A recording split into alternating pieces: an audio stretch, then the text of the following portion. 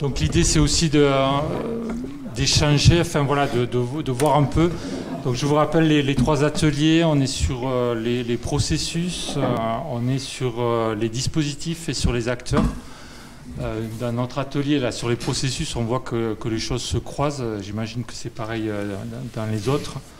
Donc voilà, on n'hésite pas non plus à intervenir. On avait prévu 3/4 d'heure là, pour ce temps de synthèse. C'est vrai que je ne l'ai pas annoncé ce matin, mais tout est enregistré par Teddy. Merci Teddy, là, aussi bien donc, les plénières que les ateliers. Donc du coup, on va récupérer l'ensemble des films et des prises de son. Et l'idée, c'est d'essayer de voir ce qu'on peut en faire aussi en matière de synthèse par rapport au projet de recherche, à sa finalisation. Le rapport final est en cours de rédaction.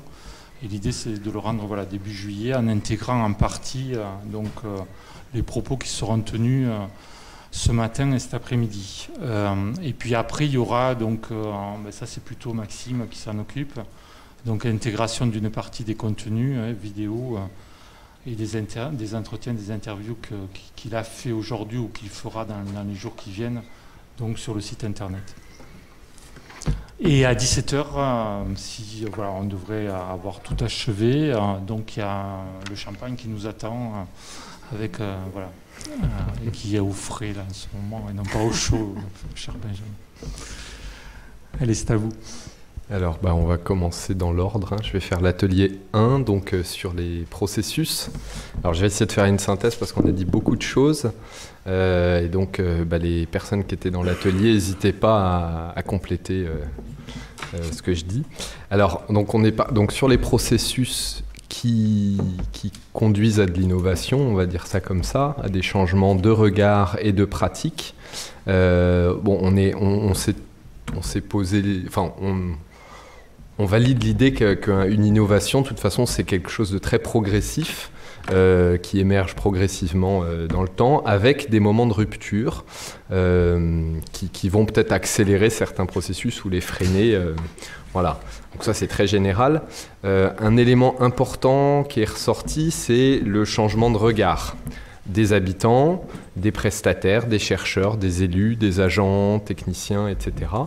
Ce changement de regard, on a vu un certain nombre de dispositifs, on va dire, qui le permettent, notamment donc l'atelier des Landes où il y avait ce travail des étudiants architectes de captation de l'expertise habitante, à travers des entretiens, des promenades, avec les habitants, etc.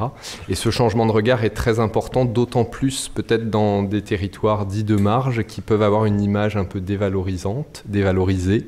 Et donc, il y a aussi ce moment où le chercheur vient revaloriser une expertise ordinaire, on va dire, du territoire en lui donnant de la valeur, ce qui a pu être très important dans les Landes, notamment pour créer un climat de confiance et donc mettre en place ensuite des choses un peu innovantes. Et donc on a vu que sur les Landes, notamment, ça a conduit à un conflit assez important sur le PLU d'une commune. Donc ça a été un moment clé qui a été soulevé. Donc avec à la fois donc, ce moment progressif de changement de regard et puis cette rupture politique du PLU. Voilà. Il y a quelque chose d'important dans cette progression, on va dire, de l'innovation, qui a été un certain nombre de relations, de binômes, alors de techniciens, de prestataires extérieurs, de techniciens d'élus, d'agents, d'habitants. Voilà, c'est un peu compliqué là de faire une synthèse à chaud de tout ce qui a été dit. Alors, une des choses qui est ressortie aussi, c'est que c'est le rôle du prestataire dans cette progression. Le moment où il y a un prestataire qui est pris par une collectivité pour faire quelque chose, c'est un moment qui offre une marge de manœuvre aux agents ou aux élus, puisque ça libère du temps sur un projet, ça libère du temps pour faire des choses un peu différentes, et que quand le prestataire disparaît, c'est assez compliqué d'avoir une continuité, une autonomie du maître d'ouvrage. Ouais, du maître d'ouvrage pour reprendre qui va continuer la démarche qui a été engagée par le prestataire. Voilà, et donc souvent quand le prestataire a terminé sa mission, ça crée une rupture et à ce moment-là, les agents sont recaptés par leur mission de base et donc souvent il y a moins de temps pour ça. Donc il y a un moment comme ça clé dans le processus qui est d'assurer comme ça la continuité une fois le départ du prestataire ou de créer, d'internaliser ces tâches qui ont été faites et qui vont amener des changements dans les pratiques professionnelles, on va dire. Voilà. Et puis, deuxième point, alors j'oublie sûrement plein de choses sur ces éléments-là, mais deuxième point, on a parlé du fait que l'innovation peut se figer à un moment. Quand il y a un moment, on a tendance à vouloir normaliser quelque chose qui a marché, on a une expérience, on expérimente quelque chose et puis ça a fonctionné. Donc on a envie de le figer, d'en faire une charte, d'en faire un protocole, etc. Et ou comme quelque chose a marché quelque part, on a envie aussi de le décontextualiser, de le réappliquer de la même façon ailleurs, et ça marche pas, et on n'est plus dans de l'innovation à notre sens. On est dans la reproduction, le copier-coller, la photocopie de quelque chose qui a marché ailleurs, mais qui n'est peut-être pas adapté pour un autre territoire, un autre endroit. Et donc on en est venu à se dire que pour garder un petit peu ce caractère créatif, adapté au milieu local, c'est pas tant c'est surtout les façons de travailler qu'il faut garder, des dispositifs, mais sans garder la formalisation de ces dispositifs, puisque tous les territoires et tous les groupes d'acteurs qui sont impliqués sont différents. Et donc voilà, il faut préserver l'essence d'un dispositif innovant. En fait, c'est ces façons de travailler plus que des organisations formelles concrètes. Voilà. Est-ce que parmi mes co-ateliers, vous avez des choses à rajouter ?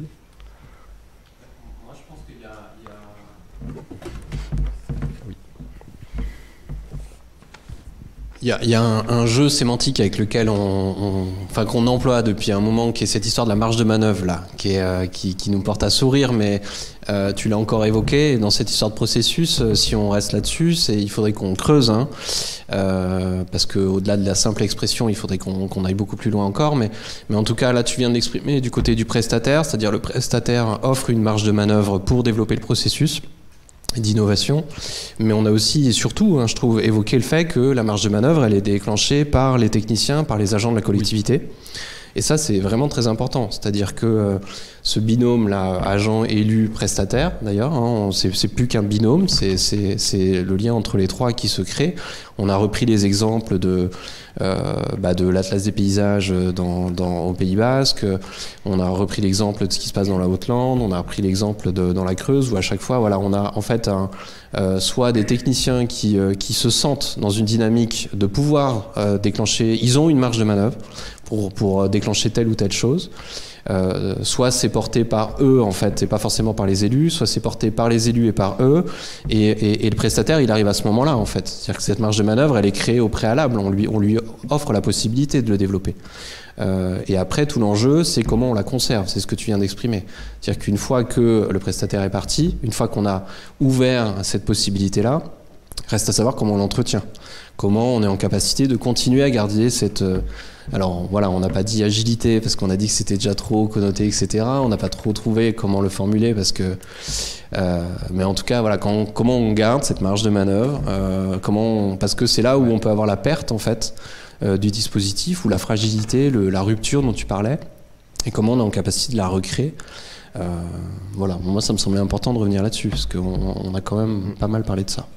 Ouais, le processus amène à faire vivre une marge de manœuvre. C'était ça un petit peu la phrase, à essayer de faire vivre une marge de manœuvre.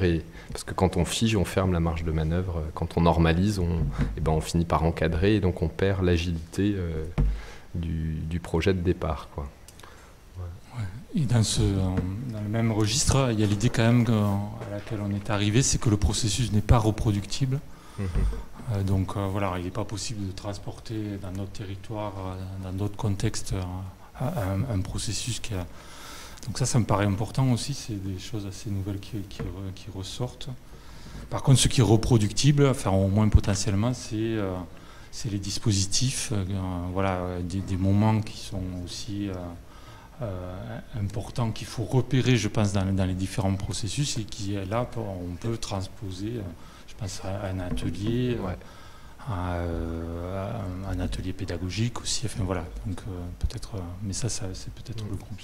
Et des dispositifs assez ouverts, assez ouverts, où on ne va pas figer ce qui a été fait avec les... Mais nous on a touché à tout avec le processus. Non, mais on vous laisse. on décloisonne. Et après, sur le changement de regard, moi je pense que ça renvoie beaucoup à la cofabrication, et donc à l'implication habitante, citoyenne. Enfin, c'est ce que disait François, là, je cherchais notamment pour ce qui s'était passé à Bidart, ou la non-implication à un moment donné, enfin, voilà, qui fait qu'on en a besoin. Donc moi je pense que ces changements de regard, mais c'est un peu, peut-être Christophe, tu peux le confirmer, donc amené par les étudiants dans les Landes, ça renvoie de la cofabrication. Ils vont chercher de l'information, de la connaissance, de la compréhension chez les habitants. Et il leur montre aussi d'une façon différente, Ils changent les regards. Mais les habitants sont... on a l'impression que c'est les habitants qui vont beaucoup nourrir des innovations. En tout cas, c'est les connaissances des habitants qui vont nourrir des innovations. Pas pour tous les cas, mais c'est d'autant plus que c'est poussé aujourd'hui. Donc on a l'expérience au Pays Basque d'un intérêt de plus en plus poussé des élus pour la consultation, puisqu'ils y sont obligés, qu'il y a un taux de participation électorale qui est très bas, et donc ils vont aller rechercher de la consultation, même s'ils n'en sont pas convaincus au départ. Et donc ça va amener des nouvelles idées, et c'est ensuite la façon de faire la médiation de tout ça qui va amener du...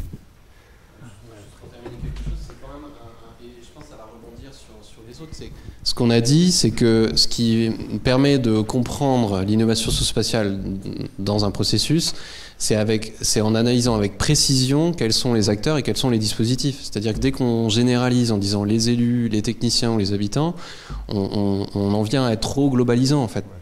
Ce qui génère, si je reprends cette idée de la marge de manœuvre, c'est une, deux personnes, et pas n'importe lesquelles, qui sont déjà acculturées à cette perspective-là, de créer ce nouvel espace pour faire appel à un tel. Si ça réussit à perdurer, c'est pour ça. Après, on a vu dans tous les exemples qu'on a eus, il y a des choses de cet ordre-là. C'est-à-dire dans la Creuse, Stéphane l'explique bien, le rôle de la présidente, qui a été acculturée. Donc c'est pas tous les élus, c'est une élue et pas n'importe laquelle, elle a une historicité, etc. On peut citer encore d'autres techniciens. À chaque fois, la précision des dispositifs et des acteurs là-dedans vont faire que ce processus est dans une dynamique de rupture, d'innovation ou pas, etc. Et après, ce qu'on a dit mais encore une fois, ça va rebondir avec vous, c'était que à vouloir chercher l'innovation, on a parlé de l'injonction d'innovation, quelque chose qu'on connaît, qui a déjà été pensé, écrit, et du coup là l'idée, en partant du principe qu'on ne chercherait pas forcément à innover constamment notre processus, mais à s'intéresser à ce qui a déjà été fait. Si par exemple, Cyril, qui a développé les brèves avec une équipe sur l'Atlas des paysages d'Auvergne, qui construit en fait, donc on est dans un caractère de quelque chose qui est innovant mais qui se consolide. Aujourd'hui, remobilisé au Pays Basque, ça reste innovant parce que, on pense qu'on peut le formuler comme ça, parce que le contexte est complètement différent, la marge de manœuvre est ouverte par quelqu'un d'autre, le jeu politique, technique, géographique, etc. On est dans quelque chose de relativement différent. Par contre, l'outil, le dispositif, je sais pas comment dire en tant que tel, il est en train de se structurer depuis des années. Donc aux yeux de Cyril, il est pas tant innovant que ça en fait pour lui. Par contre, dans son contexte et dans sa mise en œuvre, il le devient. Potentiellement, on peut l'évaluer comme ça. Donc c'est ce caractère mouvant en fait, l'innovation, où est-ce qu'elle se situe du côté des acteurs et du dispositif et du processus, on peut le mettre à différents niveaux. Voilà. Et oui, sur cette idée d'injonction à l'innovation, on est venu aussi à dire que l'injonction à l'innovation constante, donc on détruit cette vision de l'innovation, de la destruction-création, donc on détruit ce qui était fait et on va proposer quelque chose de nouveau, c'est peut-être pas de l'innovation en fait au sens où nous on l'entend, où c'est plutôt des choses sur le long terme, qui s'entretiennent, qui s'adaptent constamment, mais l'idée c'est plutôt d'entretenir une démarche créative sur du long terme plutôt que vouloir à tout prix faire des ruptures innovantes tous les 2 ans, 3 ans, 4 ans, 5 ans, quoi. Voilà. Et donc on a une définition de l'innovation qui est en fait qui va à l'encontre de la définition de l'innovation qu'on entend. Voilà, start-upienne, on va dire, ouais. Disruptive, ouais. Bon, on passe à l'atelier 2. Après, dans les processus, vous interrogez, ça pose la question, pardon.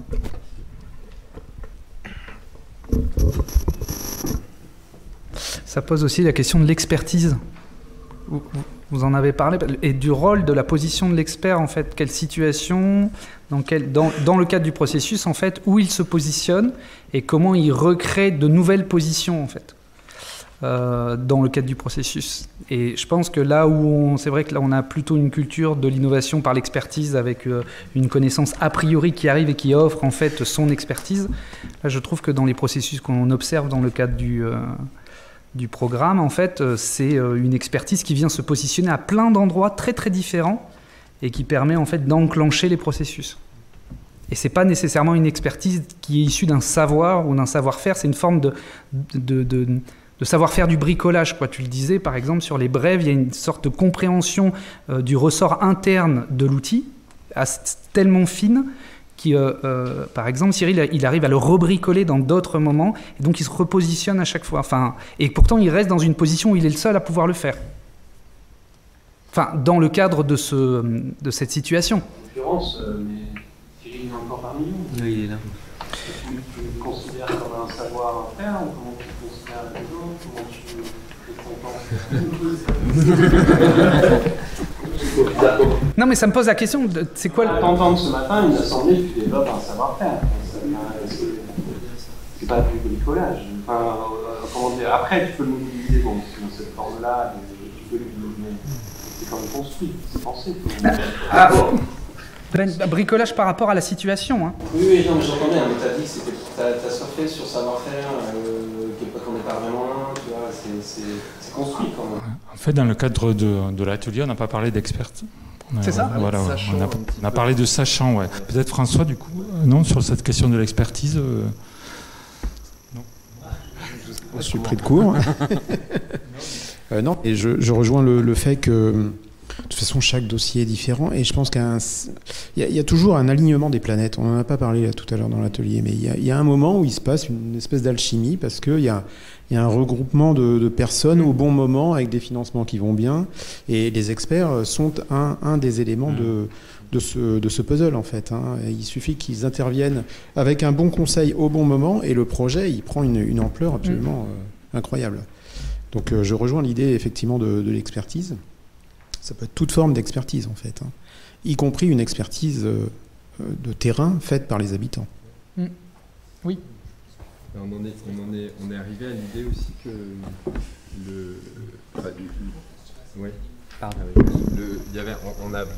On a commencé par discuter de cette question des sachants, notamment avec les architectes urbanistes, et le fait que dans les Landes notamment, ils avaient beaucoup été plutôt à l'écoute de l'expertise habitante, et dans l'idée qu'au début, la commande était de faire des référentiels de validation de projets pour le PNR, et qu'il n'y avait pas de référentiel. Et les architectes se sont positionnés non pas en disant ça c'est bien, ça c'est pas bien, en apportant un dogme de valeur, mais en allant chercher le regard habitant sur ces points-là. Et donc le sachant, là, il était plus dans un savoir-faire d'aller récupérer de la connaissance du territoire et d'aller mettre en branle un petit peu une démarche, beaucoup plus que sur une connaissance d'un référentiel, une connaissance, on va dire, académique à appliquer sur le terrain. Et ce changement de position de l'expert, je pense qu'il est intéressant avec, je pense qu'il faut quand même faire intervenir aussi des connaissances, notamment sur les questions environnementales et tout. Là, il y a quand même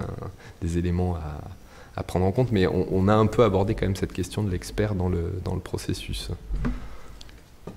Une autre réaction, et puis on passe à l'atelier à l'autre. Ouais, Christophe. Juste pour un petit élément qui a été abordé, c'est la nécessité de la formation, c'est-à-dire... enfin, pardon, ça coupe. Dans le dispositif processus qui est mis en place dans la des langues, il y a une formation. Oui.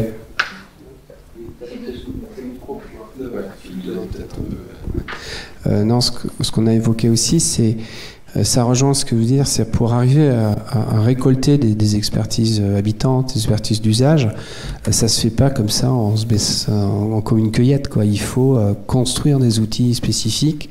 Et donc c'est pour ça que moi, je suis pas très à l'aise sur le mot bricolage. Hein.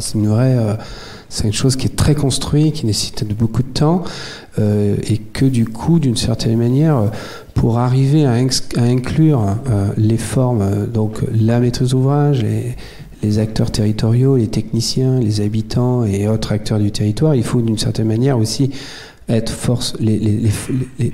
leur donner des éléments de compréhension, donc d'une certaine manière les former aussi pour que puissent leur donner des éléments de culture pour partager la leur. Il faut aussi que nous partagions la nôtre, et ça c'est un des points forts du processus, c'est vraiment toujours être dans une situation de formation, d'éducation populaire, de médiation, enfin qui est essentiel. Et c'est ça qui s'était avéré très fructueux, c'est-à-dire que voilà, on a beaucoup parlé d'être dans une situation d'altérité, quoi. Voilà. Donc on est formé, on apprend et on est dans une situation aussi d'apprendre un à l'autre. Enfin voilà, je sais pas, Jacques, tu es d'accord avec moi? T'es pas d'accord? Ouais.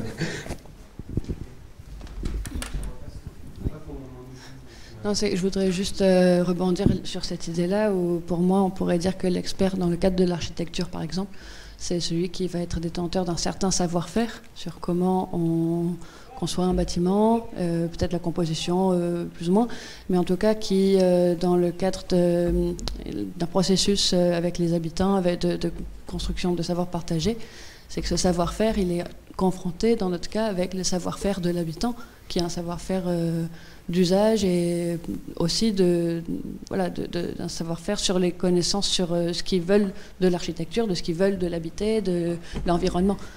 Enfin, c'est pas l'expert, il n'est pas expert, ce qui signifie que c'est le seul à être écouté. Chacun est expert dans son domaine, on va dire.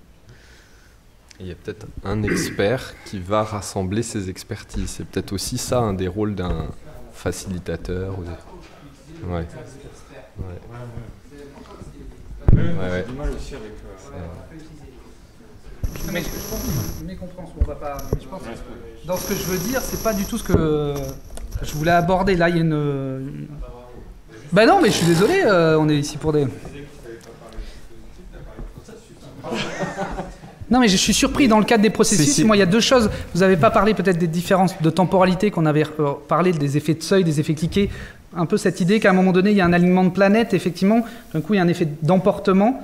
Donc, c'est vrai qu'il y a des intensités, des formats d'intensité sur les processus qui est importante. Et moi, je pense que cette notion de replacer la question de l'expertise, pas l'abandonner en disant en la déléguant à la question du sachant ou du non-sachant, qui revient en fait à la division entre le savoir savant et le savoir d'usage. Je pense que justement, en fait, il y a toute une expertise du savoir offrir la parole et la restituer et la repositionner dans certaines intuitions de travail pour savoir où c'est qu'on la met. Et ça permet en fait d'enclencher du processus. Et je pense qu'il y a une expertise du processus, en fait, c'est ce que je voulais dire. Voilà. Je pense que peut-être le terme qui avait fait réagir, c'était celui de bricolage, non? C'est pas ça? Oui. Mais je pense que, personnellement, je l'entends plutôt comme une capacité d'ouverture et d'adaptabilité de l'outil utilisé à des situations tout à fait pas prévisibles. Et ça va dans le sens, dans le fait que ça émerge du site, en fait. Ou en tout cas, c'est capable de se ressaisir de choses émergentes. Qui sont là, en fait, voilà. De questions émergentes, qui sont par essence des questions qui ne peuvent pas être anticipées. Et c'est la capacité, justement, de déployer à ce moment-là, de faire évoluer un outil. Et c'est toute la différence qu'il y a entre des outils très déterministes qui font que je pense comme ça, et puis du coup, tout ce qui, lorsque je déploie mon outil sur le terrain, ne colle pas à ça, je suis obligé de l'écarter parce que sinon je ne peux pas aller au bout. Et un outil qui dit ce qui se passe, et voilà, un peu à sa propre vie, et je dois avoir une capacité à l'accompagner. Donc je pense que c'est dans ce sens-là, le côté bricolé, c'est que c'est pas figé, entre guillemets. Alors il y a ça, et il y a le côté que ça s'adapte à une situation, et c'est ce qui permet le processus de se maintenir dans le temps, je pense. Oui, c'est la question de la marge de manœuvre telle que ça a été formulé. Voilà, on l'a formulé d'une manière différente, mais ça renvoie... Ah oui, alors... Faire vivre la marge de manœuvre. Ok. Ouais. On passe au dispositif, du coup. Bon, alors c'est important le dispositif. Ouais, en fait, on a déjà vachement, finalement, au travers de ce que vous venez de dire, on a pas mal évoqué des choses là dans le cadre de l'atelier. Donc nous, on a démarré l'atelier par deux choses, un tour de table classique. Donc ce qu'on disait, c'est que ce qui était intéressant, c'est qu'on avait des profils extrêmement variés et diversifiés. Des personnes impliquées dans le programme de recherche, d'autres non, sur des territoires. Mais en tout cas, on avait très rapidement, la discussion a été ouverte. Alors, elle a été ouverte par une chose, c'est la présentation d'une vidéo d'un dispositif pédagogique sur l'atelier des Landes, avec le témoignage d'étudiants, et par Jacques, qui nous a fait passer deux documents qui avaient été produits dans le cadre de 2 années consécutives, je crois que c'est ça. Et donc on a d'emblée été mis en condition par deux dispositifs qui sont aussi deux productions finalement, une vidéo et l'autre papier, qu'on a pu, qui ont été les moteurs de la discussion et de l'échange. Très rapidement, moi, ce que j'ai remarqué dans les échanges et dans la discussion, c'est qu'on sait très... Alors, on n'a pas défini entre nous ce qui était de l'ordre du dispositif et de l'outil. On les a, je trouve, utilisés de manière un peu indistincte. Et je pense que ça mériterait vraiment de s'appesantir un petit peu plus profondément, là, notamment sur ces notions. La preuve en est ce dont on vient de parler tous ensemble. Donc moi, ce que j'ai essayé de faire, c'est donc tout de suite on est monté sur des niveaux théoriques, alors qu'on était censé parler des outils et des dispositifs. Donc moi je n'ai eu de cesse que d'essayer de repérer au fur et à mesure des discussions, mais de quoi on parle. Donc je vais pouvoir vous en faire une liste un petit peu rapide, et certainement non exhaustive. Donc on a parlé du roman graphique, puisque c'était le document qu'on avait sous la main. On a parlé de dispositifs autour de la nourriture, autour des plantes, la photographie, le jardin, la parole, le geste, les réunions saucissons, c'est ça, où on atterrit, qui est en fait un événement culturel. On a beaucoup parlé d'événements culturels en fait. Le spectacle, le conte, la radio, et je crois que je m'arrête là. Le rugby ? Et le rugby, très juste. Ouais, le rugby. Bon, une conclusion, parce que c'était, je le dis, parce qu'on l'a abordé à la fin de la discussion, on a parlé quasiment que d'une seule chose, c'est comment on impliquait les gens dans les processus. Ça, c'était assez étonnant. Oui. Alors après, on a parlé de plein de dispositifs, mais finalement, le cœur de la question, du sujet, de la préoccupation, c'était ça. Qu'est-ce qu'on peut retirer d'autre de manière plus générale du coup après, je pense on part sur la question de l'hybridation. Oui, je pense que ce qui a été enrichissant là par le biais de cette entrée multidispositif, c'est qu'on a mis en avant la question des hybridations et de l'enrichissement de certaines situations qui entraînaient la créativité et qui interrogeaient un petit peu les modalités de l'inscription du dispositif. Recherche-action, recherche-projet, recherche en situation d'expérimentation, recherche en situation artistique, qui interrogeait aussi probablement la question de la professionnalisation des savoirs et des savoir-faire, parce qu'on se retrouvait sur des profils qui étaient très hybridés en fait, et que ces dispositifs devenaient en fait... Alors on a parlé dispositifs qui débrident les imaginaires. Je pense que c'était pareil, vous, sur l'idée de marge de manœuvre. En fait, les dispositifs devient en fait une possibilité d'ouvrir les imaginaires, mais au sein même donc de ces dispositifs, en fait, les casquettes, les compétences, les savoirs et les savoir-faire deviennent plus fous. Et ça pose plein de questions sur nos compétences ou parfois aussi certaines revendications de posture de praticiens-chercheurs qui interrogent quand même sur les dispositifs qui sont produits. Tu as deux aspects. En fait, il y avait beaucoup de choses comme ça en dualité. À la fois, c'est extrêmement intéressant parce que c'est innovant, créatif, et qu'il y a des gens qui, du coup, sortent de leurs compétences initiales et développent des dispositifs, des outils auxquels, a priori, ils n'étaient pas parés. Une ethnologue, anthropologue qui tout d'un coup se met à programmer des spectacles, et puis à l'inverse des gens qui viennent du monde de l'art qui développent des choses plutôt du registre de l'anthropologie, enfin voilà. Et en même temps, du coup, ça pose la question de savoir, finalement, on n'est peut-être pas expert, mais du coup, qu'est-ce qu'on est, quoi ? Si on est artiste et que du coup on devient anthropologue, pourquoi ? Et on attend véritablement les capacités, les compétences et la légitimité. Enfin voilà. Les acteurs, c'était l'autre. Et nous aussi, on empiète sur les ateliers des autres. Et après, ça a posé la question de ces dispositifs, a posé aussi la question peut-être de la question de la distinction entre dispositif et disposition. Donc on va essayer, je pense qu'il recoupe la question des processus, mais avec l'idée peut-être qu'il ne faut pas chercher le dispositif à tout prix, mais il faut l'inscrire dans des dispositions, c'est-à-dire qui s'articulent sur plutôt du temps long et qui permettent de lui donner du sens en fait sur une temporalité différente. La question de l'appréhension des dispositifs sur des temporalités plus longues a été assez importante. Et dans le cadre de la professionnalisation des savoirs, ça a posé la question aussi, finalement, de la fonction de ces dispositifs, par exemple, dans la programmation architecturale, paysagère ou urbaine, face au 1% culture, ou en tous les cas, comment dans l'espace public ou dans les espaces sur lesquels on peut avoir une action, ces dispositifs peuvent participer en fait de la programmation. Et du coup, par rapport à cette question du temps court, temps long, finalement, il y a eu quelque chose à un moment donné qui était intéressant à mettre en avant, c'est que c'est finalement le processus qui est important. Et la finalité, quelque part, de toute façon, elle est fluctuante, voire c'est pas elle qu'on vise. Et c'est intéressant parce que du coup, il y a eu plusieurs expériences qui ont été citées, notamment sur des approches artistiques où finalement le protocole, et c'est comme ça que ça a été nommé, était plus intéressant que par exemple le spectacle final.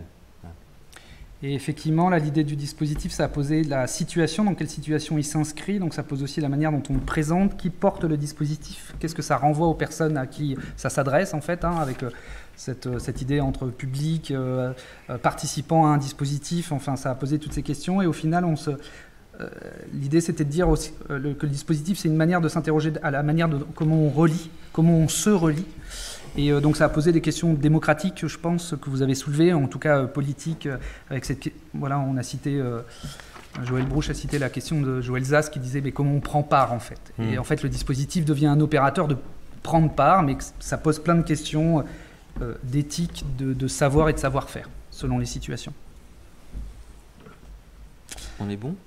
Juste, je pense qu'on a terminé sur l'idée que, sur les retours des gens qui sont à l'extérieur du programme, et c'était intéressant, cette question des dispositifs, en fait, elle aurait peut-être été plus intéressante à présenter en plénière. Plus explorer en plénière ce matin. Ouais. C'est vrai qu'on a eu beaucoup les retours des recherches et que beaucoup de gens extérieurs en fait, étaient venus là sur cette question un peu théorico-pratique, en fait. Et voilà, donc ça a été un retour et ça nous semblait intéressant de venir... Vous le partagez. Exactement. C'est-à-dire avoir des restitutions plus appliquées, c'est-à-dire concrètement, qu'est-ce qui s'est passé, quels étaient les dispositifs mis en œuvre, comment ça s'est déroulé, les résultats obtenus par rapport aux attentes éventuellement formulées, enfin des choses très pratiques. Parce que finalement, c'est un des intérêts de ce programme, c'est qu'il est très appliqué, très impliqué et très opérant, quoi. Les personnes qui étaient à l'atelier, ça vous va Ouais. C'est ce que disait sur la dimension démocratique. Sur la dimension démocratique. En fait, une des questions, c'était comment les dispositifs transforment les relations. Voilà, on est arrivé à cette question qu'il fallait venir interroger, et dans cette relation, c'est comment on permet de prendre part ou non sur les questions démocratiques, d'enjeux de participation, qui étaient en plus des injonctions pour les politiques à l'heure actuelle, et que finalement, pour les scientifiques, il y a toute une dimension d'outillage, d'équipement, tant pour les habitants que pour les collectivités, et donc ça posait une question générale de démocratie en fait. On va peut-être pouvoir lancer Marginov 2, où on va présenter tous ces outils. Maintenant que les recherches sont à peu près finies, on va pouvoir passer 1 an à valoriser tout ça. Est-ce qu'il y a des questions, des remarques à rajouter ?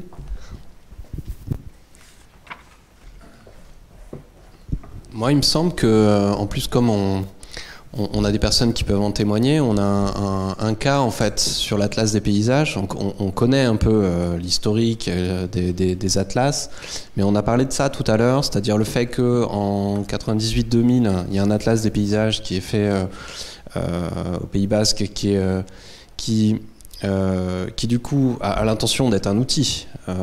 L'idée, c'est d'être un outil au service des politiques publiques et de l'action publique. Seulement, c'est pas vécu comme tel. On a été, nous, jusqu'à dire que tu l'exprimais ainsi, c'était une référence. Ça devient une référence en fait technique qui est, tu disais, photocopier, refotocopier en fait. Donc, c'est absolument pas un outil en tant que tel. Ça reste justement quelque chose de superficiel comme ça. Et l'objet aujourd'hui, c'est justement d'en faire un outil. Mais après, il y avait cette idée que ce soit au long cours, pour que justement il n'y ait pas cette rupture. Et en fait, que je reviens sur cette histoire de capacité à ce que ça vive. En fait, on a dit le besoin que ça vive. Donc ce processus, tant qu'il s'arrête, tant qu'il est là, c'est bien. Et ça nous ramène à ces questions, je trouve, c'est quoi ce dispositif en fait ? Est-ce que c'est une référence à un moment ? Est-ce que ça devient un outil ? Est-ce qu'il continue à vivre ? C'est sa capacité Et donc c'est là où les questions de bricolage, telles qu'on peut l'entendre, c'était bien de le repositionner, c'est-à-dire la souplesse, j'allais dire l'agilité, mais enfin voilà, le bricolage dans le sens un peu opposé à rationalisation, voilà, au côté la capacité à mobiliser des outils, comme tu l'as dit aussi.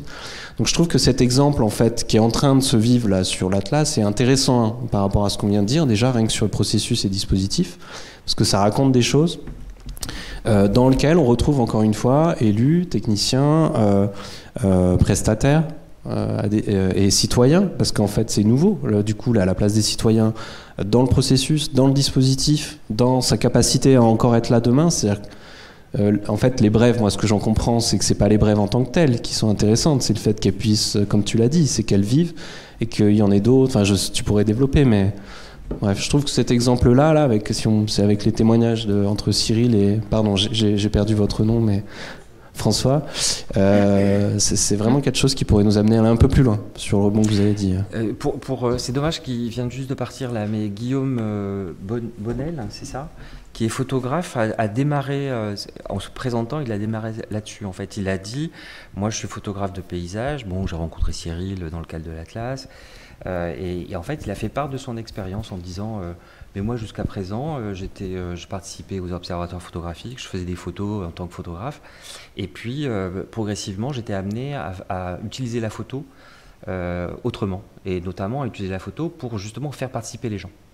Et en fait, il nous a expliqué d'emblée que tout de suite, ça l'a réinterrogé, lui, en tant que photographe, sur la manière dont il faisait de la photographie et qu'est-ce qu'il photographiait.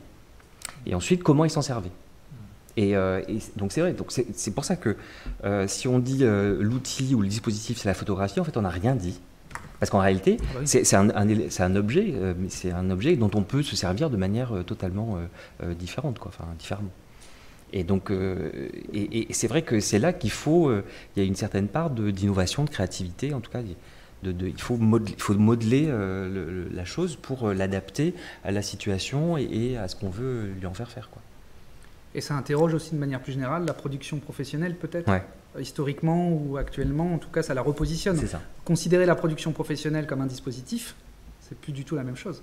Même dans le cadre de la définition de la commande publique, c'est plus du tout la même chose.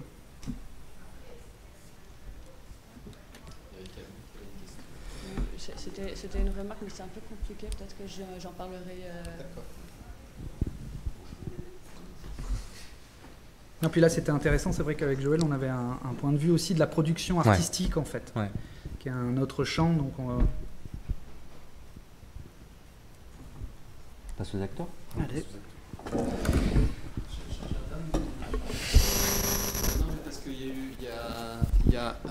Ça marche. Il y a Alexis Pernet qui a fait une présentation il n'y a pas longtemps de ses travaux, pareil, sur un temps long, sur la vallée de la Seine. Et hein, Il a pensé à Je te dois de l'argent. ah oui, c'est vrai. C'est enregistré. Hein. T'es foutu. Et il est venu présenter quelque chose qui s'inscrivait justement sur le temps long. Avec un jeu d'acteurs, un élu qui avait joué un rôle déterminant dans le lancement de la commande, mais une reformulation de la commande par un prestataire. Enfin voilà, ça évoque tout ce qu'on vient de dire. La fabrication de dispositifs, avec la volonté que ce soit de véritables outils, c'est-à-dire au service des acteurs, etc. Enfin, ça raconte tout ça. Mais, à un moment, le budget n'est plus là, ça commence à vaciller, et c'est la question de la suite en fait. On en revient à cette idée de comment on va continuer, comment on va pouvoir continuer à mettre tout ça en place. Donc avec l'équipe qui est engagée là, parce qu'ils avaient 2 salariés là-dessus, enfin, c'est des moyens considérables, enfin, c'est des moyens dont on sait par derrière le temps qu'il faut pour y arriver. Tu parlais de l'alignement de planètes, mais c'est aussi beaucoup d'efforts pour qu'elles s'alignent, ces planètes. Il y a beaucoup d'énergie derrière pour la provoquer, cette marge de manœuvre, etc. etc. Et on en était venu, mais on n'a pas eu le temps d'en parler. Avec l'équipe, ils décident de documenter en fait tout ce qu'ils ont fait. Ils créent un ouvrage. Je sais pas si tout le monde... C'est pour ça qu'il me doit de l'argent en grec. Et du coup, c'est une tentative au moment où ça peut s'arrêter, de dire voilà ce qui s'est passé, ça fera trace. Et il y a cette... Bon, il faudrait qu'Alexis soit là pour en parler, mais ça fait sens pour lui dans sa pratique. Depuis un moment, Cyril pourrait en parler aussi, il a travaillé avec lui. Et du coup, on en était venu à essayer de discuter, mais cet ouvrage, qu'est-ce qu'il fait justement aujourd'hui ? Comment on peut le considérer ? À quoi il sert ? Est-ce qu'il va tomber en désuétude ? Est-ce qu'il va être une référence ? Enfin voilà, ça nous a amené à cette tentative en fait de continuer la chose, malgré qu'il n'y ait pas forcément les moyens. Et donc c'est comment on fait, comment on essaye de laisser quand même quelque chose. Et c'est dans ces moments-là où il faut être un peu innovant aussi, finalement, pour réussir que ça perdure. Enfin, bref, c'était un autre exemple qui ressemble pas mal à ce propos. Oui, mais dans ce que tu viens de dire, je remarque que la première synthèse qui nous a été faite a mis en garde sur la question de l'institutionnalisation de ce type de démarche. Et ça veut dire que s'il y a les moyens, ça veut dire qu'à un moment donné, il y a un cadre. Et ce cadre, il est forcément institutionnalisé, quoi. Tu vois ? Donc c'est... Mais non, mais je veux pas contredire ce que tu viens de dire, mais tu vois, il y a un équilibre assez subtil à trouver pour maintenir cette innovation tout en y mettant les moyens.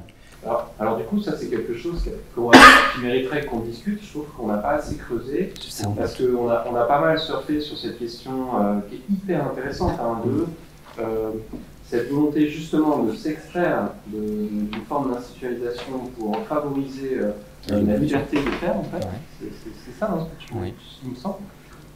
Et en même temps, à un moment, ça semble intéressant que ça se relie aussi à la réflexion, mais tout en gardant la liberté de manœuvre, parce que donc c'est un jeu subtil, tu vois. C'est-à-dire qu'en même temps, bon, après, on aurait des gens plus spécialistes de ce phénomène d'institutionnalisation, voilà, ça mériterait d'être précisé, mais en tout cas, j'ai le sentiment que dans tous les cas, à un moment, ça fait sens quand même que en partie tout ça soit dans un cadre institutionnel pour que justement ça puisse, comment dire, non, je dirais que moi je pense qu'il y a une... Là, par exemple, ta démarche elle s'inscrit dans un PAT. Alors non, à un moment donné, elle croise la route d'un PAT. Elle ne s'inscrit pas du tout dans le PAT. Et je veux dire, tu le croises, ça devient un levier quand même. Tu vois ce que je veux dire ? Alors, juste par rapport... Tu croises celle de François, ça devient un levier potentiel, je veux dire. Ces croisements sans les pervertir, hein, c'est juste, à un moment donné, ça donne la capacité potentielle à faire l'action aussi. Tout à fait d'accord, mais je voulais dire justement que c'était plutôt une dialogie formelle-informelle. Moi je vois là, dans le cadre de la mise en place de la coopérative, là, on réfléchit avec un groupe d'habitants, une quinzaine d'habitants, et on essaye de définir c'est quoi les actions de la coopérative. Bon, là, et alors c'est très intéressant parce qu'en fait, il y a toute cette dimension, en fait, à un moment donné, c'est intéressant de travailler avec les politiques publiques, mais il y a des trucs, on ne veut pas que ça accède aux politiques publiques. public. On ne veut pas que ça accède à l'institution. Et donc on définit tout un champ d'informels, d'actions qui sont invisibilisées et clairement pensées comme ça. C'était avec sur cette histoire du cadre, c'est vrai qu'on n'a pas assez creusé ça, mais il y a un moment où ces croisements sans liberté, il faut garder la liberté, on le ressent très fortement. Formel, informel, en tout cas moi c'est là-dessus pour le moment que ça je le fais. En creuse, on en avait parlé aussi sur les tiers-lieux, etc. Ça peut faire un levier, totalement raté aussi, mais ça permet un appui, un outil. Ouais. Et ça permet les effets de seuil, pardon, on peut taire. Ouais. Sur les acteurs, là, du coup. Les acteurs. Donc on a travaillé dans l'atelier 3 sur les acteurs de l'innovation socio-spatiale. C'était une discussion qui pour moi n'était pas évidente, dans le sens où il y avait des profils très différents, des dimensions abordées très différentes, différentes dimensions matérielles, pratiques, sociales, politiques et même philosophiques et éthiques dans une certaine mesure, et qui étaient liées aussi, cette diversité, au profil des présents, donc urbanistes, architectes, paysagistes. Donc autant d'approches différentes de la question des acteurs. Tant et si bien que la petite synthèse que j'avais fait hier soir à l'avance, sachant qu'on n'aurait que 15 minutes, j'ai pas pu m'en servir, puisque tout ce qui est ressorti était, je pense, lié d'une part à l'expérience de chacun dans ce programme, et aussi à la part d'aléa de cette discussion. Donc j'étais un peu surpris agréablement, en fait, par le fait de ne pas du tout maîtriser le fil de cette discussion. J'avais préparé des cases qui permettent quand même je pense, j'espère, de rattraper l'essentiel de la pensée, et qui sont des cases excessivement simples, à savoir qui fait quoi, comment, pourquoi, avec quel résultat et dans quelle perspective. Vu l'heure, de toute façon, il vaut mieux avoir un cadre simple. Alors, commençons par le qui. Qui étaient les acteurs des équipes de recherche des différents terrains. J'ai sélectionné quatre types d'acteurs. Il y avait les habitants, dont il s'agit de prendre en considération dans le processus d'action. Il y avait les non-vivants, ou les non-humains, qu'on peut aussi, comme le dit Cyril, appeler des personnes médiales, c'est-à-dire un objet qui est sous-jacent au collectif, qui pose une question qui peut nourrir le collectif. Il y a la question il y a les institutions, dont la finalité est d'essayer, dans cette démarche de projet, d'essayer d'être utile, lisible ou légitime. Et enfin, les chercheurs, qui, dans ce type de recherche-action, ne sont pas uniquement du côté extérieur du microscope, puisqu'ils prennent une part plus ou moins importante dans l'action, en posant donc la question de la distance. Donc en fait, pour moi, cette diversité d'acteurs, elle est tenue par un fil rouge, qui est la question de l'extériorité et de l'intériorité à l'action d'innovation. Cette action d'innovation, dans cette dialectique intérieure-extérieure, c'est-à-dire, pour faire très simple, l'équipe de recherche est extérieure à un territoire de marge, s'y inclut le temps de ses travaux et en ressort plus ou moins définitivement. La question, c'est l'action d'innovation comme ménager un lien entre cette extériorité et cette intériorité, ou du moins réduire l'écart, ou construire un partage, dans le but de débloquer des potentiels, révéler des forces en puissance ou des forces invisibles déjà à l'œuvre. À partir de là, qui fait quoi, comment ?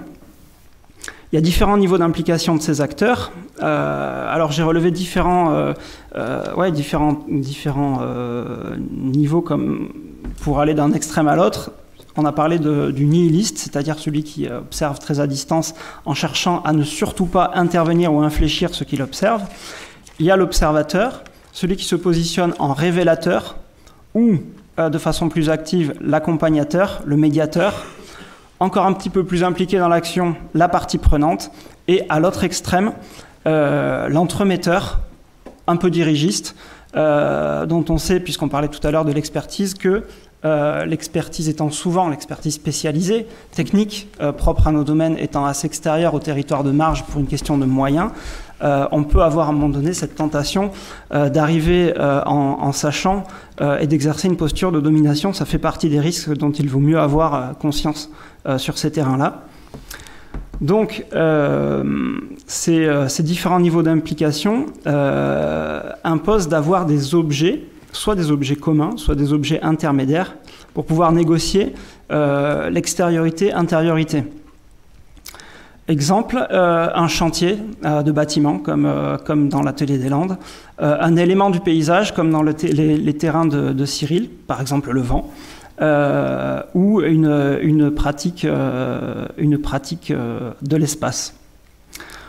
Donc, l'espace et la matérialité sont mobilisés comme un support à la construction ou à la révélation de ces nouvelles forces ou de ces nouvelles opportunités. À partir de là, quelle est la finalité de l'action qui a été de l'action d'innovation socio-spatiale telle qu'elle a pu être mise en œuvre dans ces terrains? Il y a un double niveau qu'on a essayé de distinguer.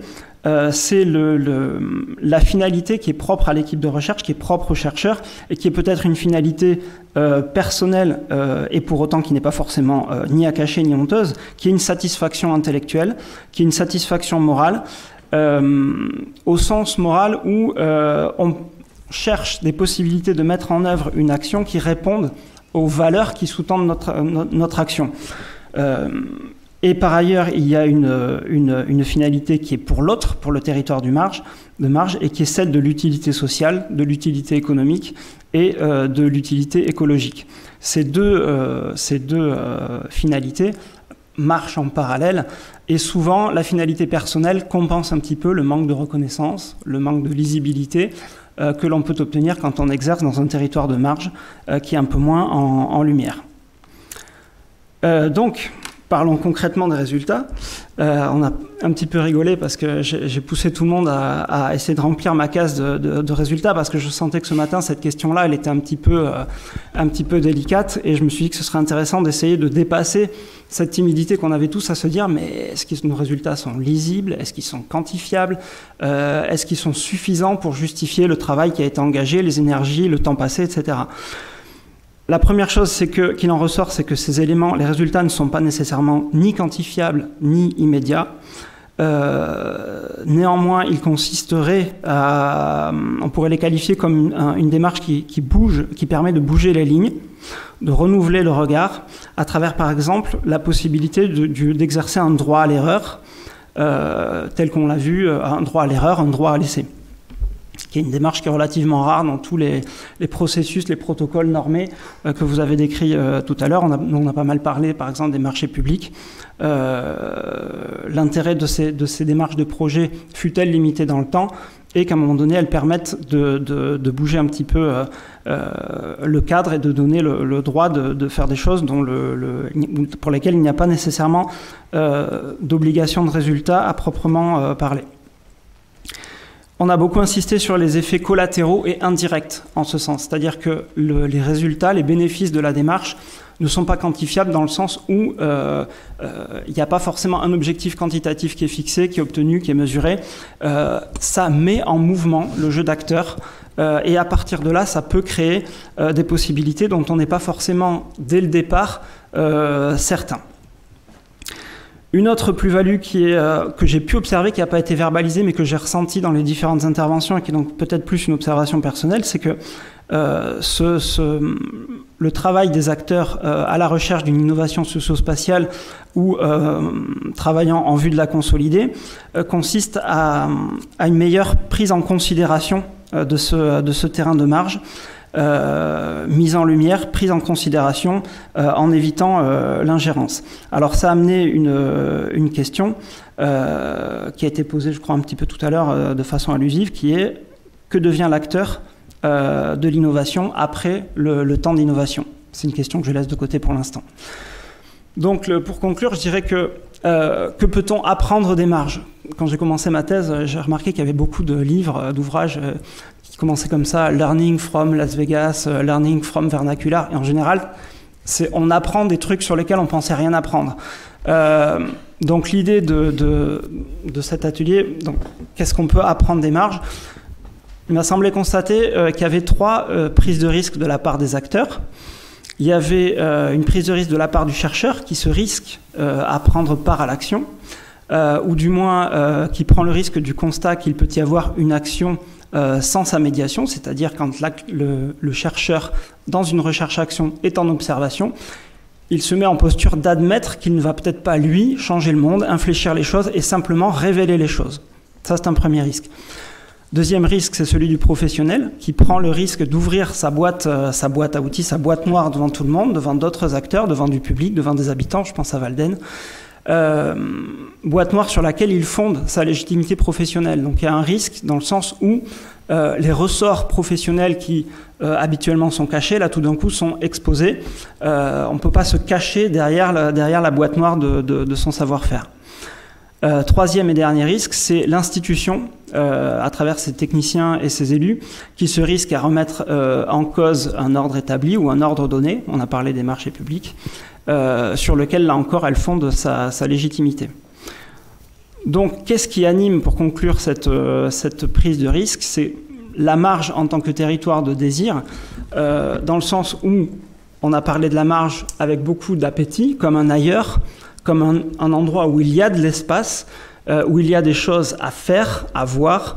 Donc, les marges ont constitué en quelque sorte, pendant ces années, pour vous et pour nous, un terrain de jeu. C'est un terrain de jeu dans lequel se sont déroulés beaucoup d'apprentissages et que les marges ont généreusement partagé, c'est-à-dire que les marges se sont ouvertes à nous, se sont ouvertes à l'observation. Elles l'ont dit tout à l'heure, la directrice de la communauté de communes l'a dit elle-même tout à l'heure. Ce partage d'une remise en cause fait preuve, selon moi, d'une certaine humilité et d'une générosité des marges et pose la question, peut-il y avoir un apprentissage en dehors d'une forme de marge? Chers collègues. Alors, je trouve intéressant d'être arrivé au risque, parce que ça n'a pas été abordé du tout dans les autres, et c'est vrai que dans la dimension expérimentale, il y a ce risque de l'échec qui est un apprentissage, mais qui est quand même un échec, et c'est intéressant d'avoir que ce soit ressorti dans votre atelier comme ça.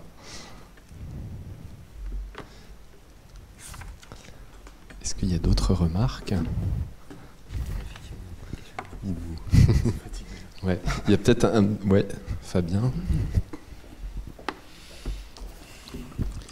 Alors, ce sera plus une remarque d'ordre général, parce que sur la synthèse de l'atelier, effectivement, je pense que c'était un peu compliqué, parce qu'on est quand même parti un peu sur plein de sujets, et c'était difficile à faire.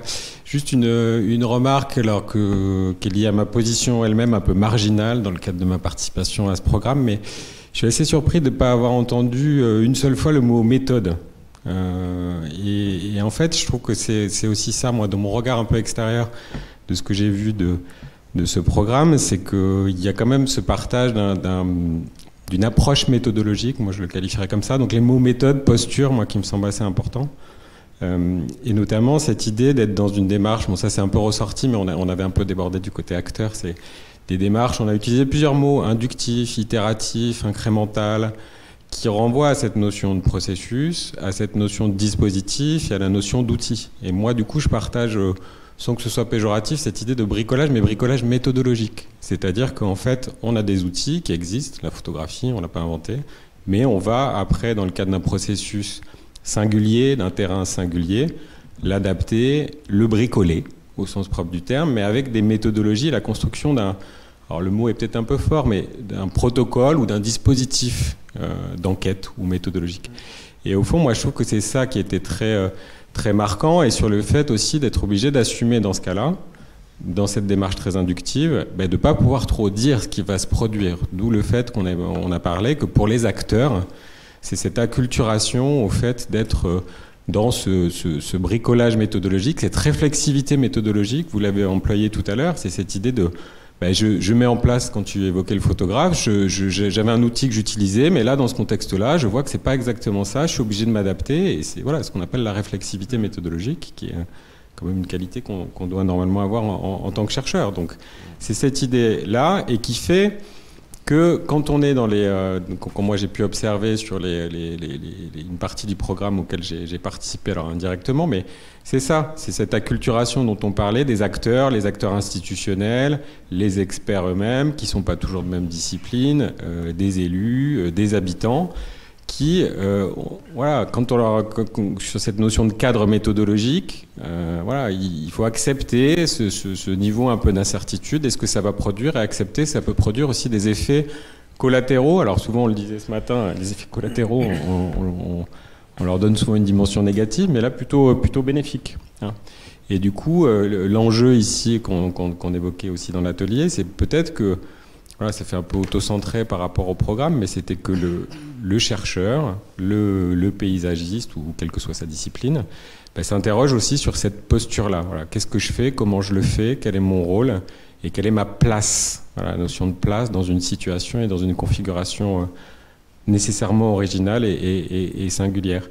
Et je trouve que même si souvent, quand on dit les enseignements ils sont d'ordre méthodologique, c'est pas du résultat quantifiable, concret, etc., comme on pourrait l'attendre, souvent, c'est quand même ça, après, qui produit des choses, de l'innovation méthodologique, même si on invente généralement rien. C'est-à-dire qu'on reconfigure les choses de manière différente. Mais tu as raison, en fait, hein, on n'en a pas parlé, mais on n'a parlé que de ça. Mais oui. Alors, après, je sais que Cyril va me taper sur les doigts, mais François Julien, il parle d'une méthode de biais. En fait, il essaye de trouver un terme pour... Qu'est-ce qui n'est pas que de la méthode, mais qui n'est pas que de l'empirisme? Et c'est ce que tu es en train de définir un petit peu. Lui, il appelle ça partir de biais en reprenant en fait une expression artisanale du type en fait qui fait tourner la pièce pour savoir comment il va l'attaquer en fait. Et du moment où il a trouvé une entrée, il est parti de biais en fait, il va voir comment il va faire évoluer. Et je pense que c'est toutes ces méthodes et savoir-faire, mais c'est pas une méthodologie en fait. Il a une adaptation et c'est pas juste du hasard incrémental, un lâcher-prise empirique en fait. Et voilà, c'était juste pour dire, je pense que ça, à partir de biais, ça me faisait penser à ça.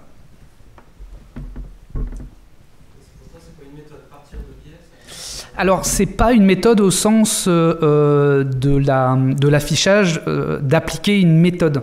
Tu vois, entre le tout méthodique et le tout empirique, c'est-à-dire où on reproduit la même recette ou alors on laisse tout au laisser-faire, lui, en fait, il essaye de dire qu'il y a un entre-deux, mais c'est exactement ce qu'a dit Fabien, c'est pour ça que je dis juste, il y a un entre-deux d'une sorte de... Alors, je pense que dans la tradition pragmatique, il y a quelque chose au niveau de l'expérience, il y a quelque chose, tu vois, une sorte de retour théorico-pratique de l'expérience qui est aussi valable, en fait, et qu'on peut revendiquer, en fait, comme cet entre-deux. Et lui, il utilise cette notion de biais qui, à mon avis, illustre bien cette question, pour lui, un peu artisanale, où on réagit à la situation, voilà. Donc, c'est pas une méthode dans le sens où il veut pas s'enfermer dans le mot méthodologie, quoi. Mais voilà. Ouais, c'est intéressant parce que je pense qu'en recherche, on a tendance à invisibiliser ça parce que tout le monde fait du bricolage méthodologique de biais.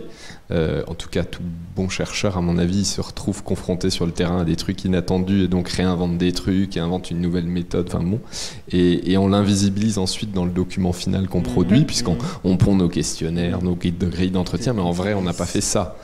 Et il y a peut-être une façon, moi je pense, ce qui est compliqué justement dans la valorisation du travail de Marginov, c'est de pouvoir écrire ces choses-là. Même si c'est des choses qu'on a bricolées, qui se sont adaptées et tout, mais qu'est-ce qu'on écrit, qu'est-ce qu'on diffuse de ça pour qu'ensuite ces dispositifs qui sont des choses mouvantes, on est aussi piégé par ces mots d'acteurs, de dispositifs, de processus, d'innovation, mais parce qu'ils ont un sens qui n'est pas celui qu'on utilise forcément.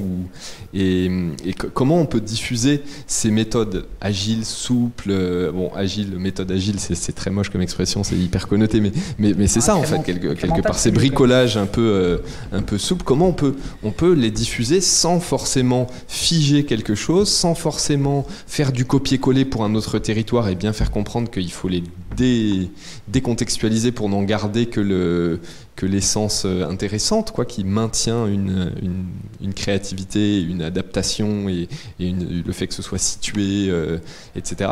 Et tout le problème qu'on a, en tout cas que moi j'ai eu aussi par le fait que moi j'étais dans mon bureau et que je recevais des informations de tous ces territoires et que je devais en rendre compte pour valoriser, c'est ça. Et donc j'aimerais bien qu'on ait un peu de temps plus tard pour discuter de comment on peut diffuser cette entrée de bricolage, voilà. Moi, que j'aime beaucoup, qui s'appelle Daniel Biesel, qui a écrit beaucoup d'articles méthodologiques, qui dit la nécessité de faire le récit des conditions d'enquête. C'est-à-dire que le chercheur et l'ensemble des acteurs qui auraient participé à l'enquête et à la recherche puissent justement revenir en arrière, souvent dans un regard un peu rétrospectif. Voilà ce qu'on a produit, voilà comment on s'est adapté, voilà de quelle méthodologie on est parti et comment on l'a adapté. Et là aussi, qui aboutit nécessairement à la conclusion que il y a un protocole là qui s'est dessiné, qui pourra peut-être être réutilisé quelque part, mais vraisemblablement pas sous la même forme, mais en tout cas qui offre déjà un cadre de réflexion et qu'on peut après mutualiser sur des approches méthodologiques qui est quand même après, voilà, c'est la notion de dispositif. Le dispositif est jamais le même, mais il y a un cadre qui lui peut être un peu commun. Un cadre partagé. Non, mais du coup, là-dedans, il me semble qu'on peut pas, on peut pas généraliser, quoi. Ça veut dire que dans chaque territoire laboratoire, et à certains moments, il y a eu des méthodes qui ont été mises en œuvre, une enquête qui a été menée, etc. Et là aussi, ce serait à chaque territoire laboratoire ou quasiment à chaque chercheur, de faire le récit de son enquête et des méthodes qu'il a mises en œuvre, des retours qui sont... Du coup, c'est vrai que la question que tu poses, elle est difficile. Elle n'est pas traitable, je pense, à l'échelle de Marginov, quoi. Sinon, à se dire que d'une façon générale, c'est pour ça que les résultats transversaux, ou les thématiques transversales qu'on a fait ressortir, moi on a essayé de faire plusieurs essais, et on a ancré sur l'idée de processus, dispositif, acteur. Le travail, les réflexions qu'on a menées cet après-midi valident un peu, il me semble qu'on ne peut pas aller bien plus loin que ça, quoi. Et du coup, c'est pas si mal. Par contre, à travers le site internet, on a essayé le travail de Thomas notamment, de traduction, les schémas tu l'as pas vu ce matin, mais les schémas qu'il a montrés ce matin qui existent sur le site internet, il y a un essai de généralisation. Alors moi, je ne parlerai pas de méthode, c'est plus une démarche, et qui n'est pas figée, qui est modulable, etc. Moi, j'aime bien utiliser le terme démarche, quoi. Et après, derrière, tu mobilises des méthodes particulières, tu mets en œuvre des protocoles, mais l'ensemble, c'est une démarche qui n'est pas stabilisée et qui est en permanence évolutive, quoi. Oui. Même au moment du travail d'écriture, quoi. J'avais juste une petite remarque à faire parce que je ne sais pas si en tant que novice je vais dire quelque chose d'extrêmement naïf, mais c'est quelque chose que j'ai un peu déterré dans ma thèse, la notion d'abduction. Pour moi, ça correspond à ce qu'on dit, c'est ce qui permet d'expliquer la méthode de la recherche-action qui jongle entre l'induction et la déduction. Et en fait, la méthode de biais, c'est exactement ça. On commence avec un pressenti et il s'est adapté au fur et à mesure, et le feedback de l'expérimentation, de l'expérience, fait qu'on s'adapte. Et donc l'abduction, pour moi, c'est exactement ça qui explique recherche-création, les pragmatismes. Enfin, je pense que c'est une notion importante qu'il faudrait quand même qu'on intègre.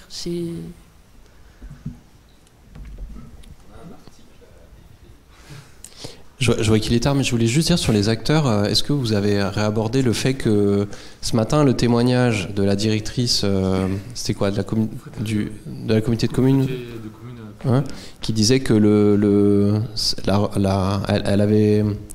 elle nous a exprimé une représentation de cette marge, du programme de recherche dont l'intitulé était une étude sur les marges, sur les innovations socio-spatiales dans des territoires de marge, et comment il s'était renfermé.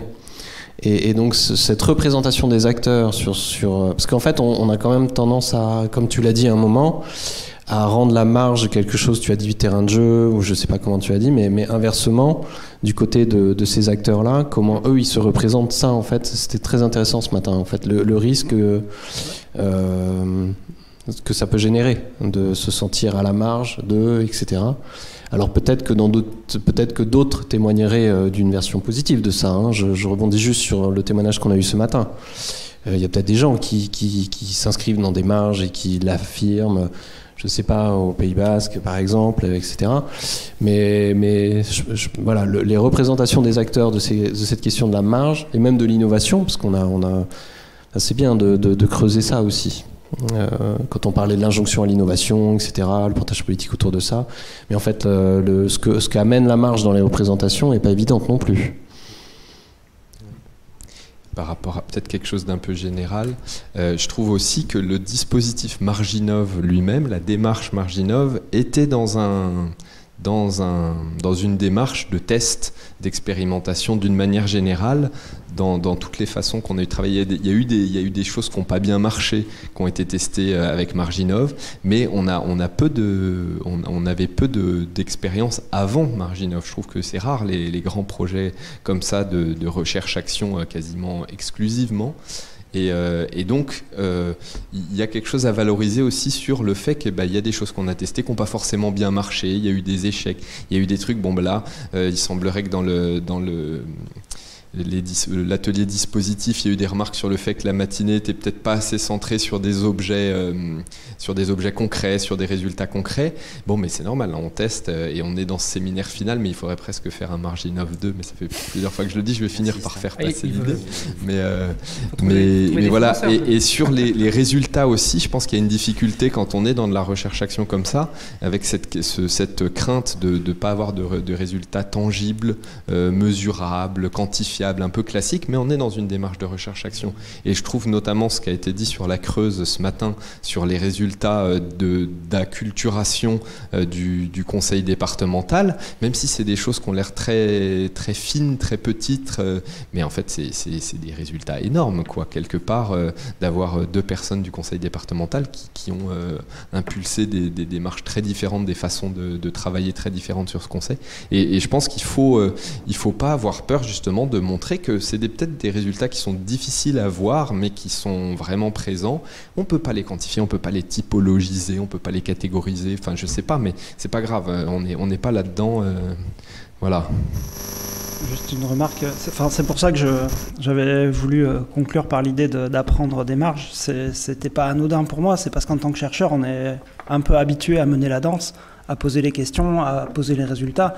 Et ce que j'ai compris de l'atelier et des différentes approches, c'est que la démarche pouvait très humblement aussi consister à admettre ce que les marges nous ont appris dans nos travaux successifs. Et je trouve que c'est un retour de politesse, en quelque sorte, par rapport aux questions qui ont été posées ce matin par la directrice de la communauté de communes, et cette pudeur de dire, en gros, on est un peu sous votre observation, etc., ils nous ont aussi beaucoup appris de notre métier, de leur territoire, des façons de faire, et c'est nous aussi qui sommes allés chercher des recettes de l'innovation, de ce qu'ils ont mis en œuvre, eux. On n'est pas seulement arrivés, c'est nous que voilà, les chercheurs, etc., quoi.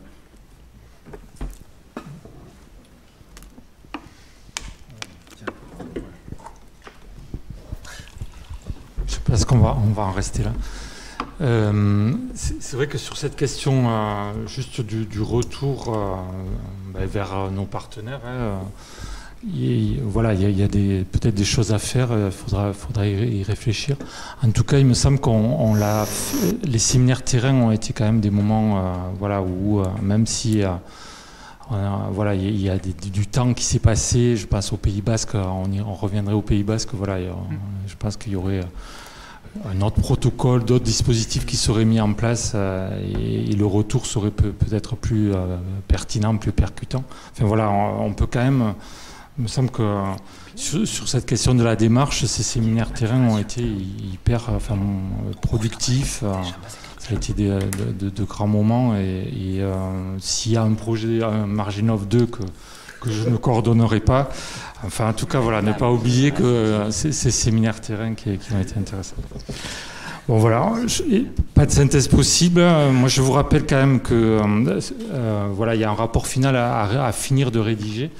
Donc je suis hyper intéressé par voilà, vos textes qui sont manuscrits, mais que ce serait bien que vous me fassiez passer sous un format numérique, que je puisse l'intégrer. Je sais pas, voilà.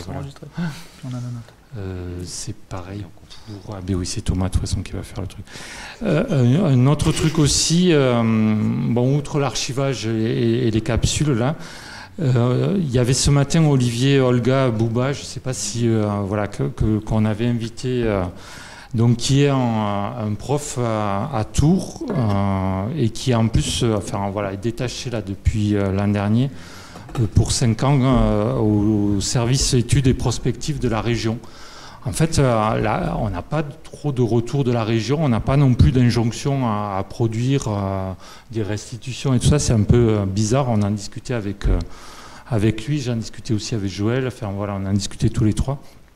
En fait, cette région est hyper ouverte et lance chaque année des appels à projets hyper ouverts auprès des sciences sociales notamment, et c'est pas le cas de toutes les régions. Enfin, moi, je trouve que c'est plutôt quelque chose de positif. En même temps, en matière de retour, on nous a pas demandé, c'était bien marqué pourtant que les doctorants interviennent à l'occasion de manifestations. Et en fait, ça n'a jamais été quelque chose qui nous a été demandé. Donc voilà, en tout cas, l'idée, c'est que Olivier, là, nous voilà, réfléchisse à une façon de valoriser, afin de communiquer les résultats de la recherche aux gens de la région, aux différents services, etc. Donc voilà, il doit nous recontacter de ce point de vue-là. Je vous tiendrai au courant par rapport à ça, quoi. Voilà, et écoutez, je pense qu'on peut aller boire le champagne. En tout cas, merci à vous tous pour ces 4 années et pour la journée d'aujourd'hui. Et faisons sauter les bouchons. Merci beaucoup Bernard.